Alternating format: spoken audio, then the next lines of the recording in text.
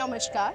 We are in Kolkata today and I'm in conversation with Richa Agarwal ji, chairperson of the Kolkata Center for Creativity and CEO of Imami Art. Someone who has a significant contribution in the field of art and craft.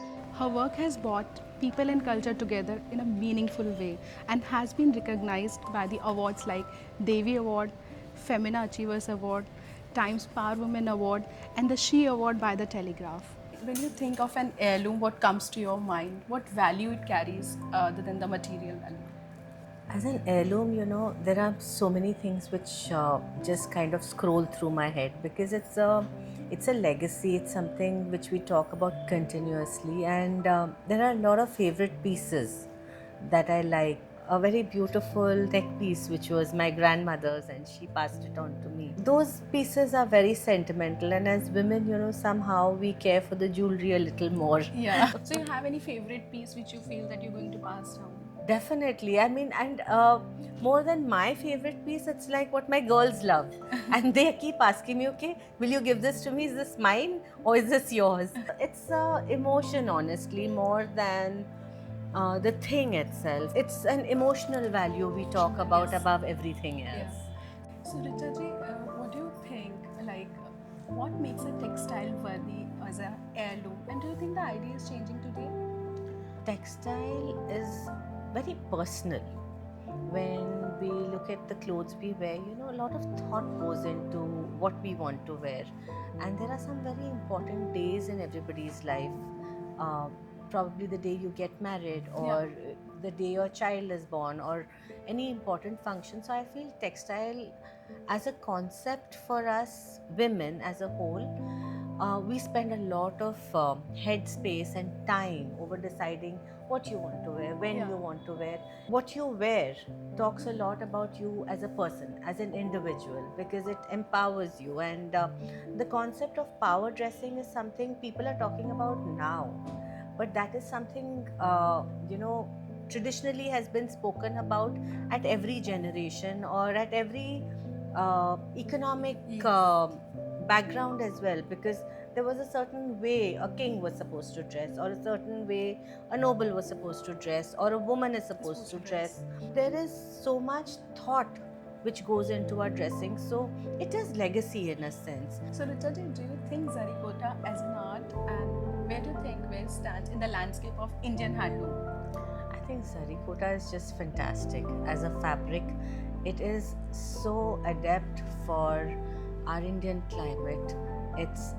It's a fine fabric. It's weightless.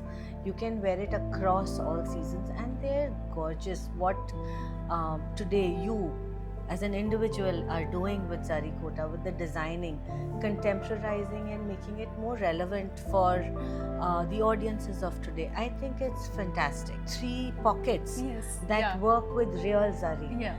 And I think it's amazing. And Kota is just a slow process, I think. Exactly. Like, I was so amazed to hear that creating a piece like what I'm wearing today takes about 3.5 months. Yes.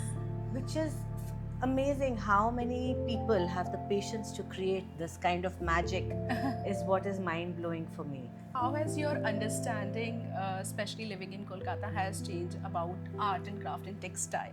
Living in Calcutta is an experience on its own, because everywhere you turn, there is some concept of art, there is some concept of culture. Yeah. I learned from all of my friends who are into textile, and we do realize over a period of time that art cannot be manifested as something that I'm seeing on a wall, or seeing which is unaccessible to most of us. Art is a choice. It's the way you want to live. Right. Which we talk about continuously. It is, again, what you wear, how you wear, what you eat, Yes. where you go, how you speak. Everything is a form of art if you want to celebrate life as a whole.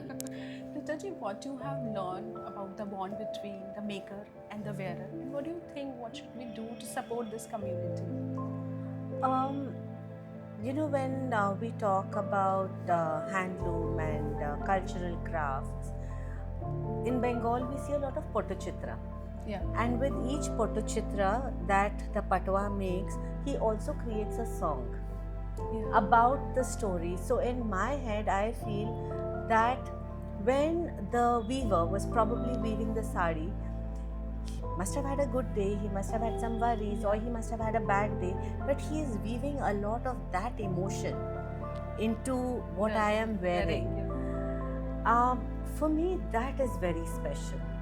How we can support the community. It is very simple. You start owning your legacy. You start owning the country you belong to, the art and craft that you have grown up with, and understand that this is not only for your grandmother or your aunts or your uncles or someone who is way senior to you wear it, but also appreciate where it comes from. For me, that is the only give back, honestly, to keep these communities going.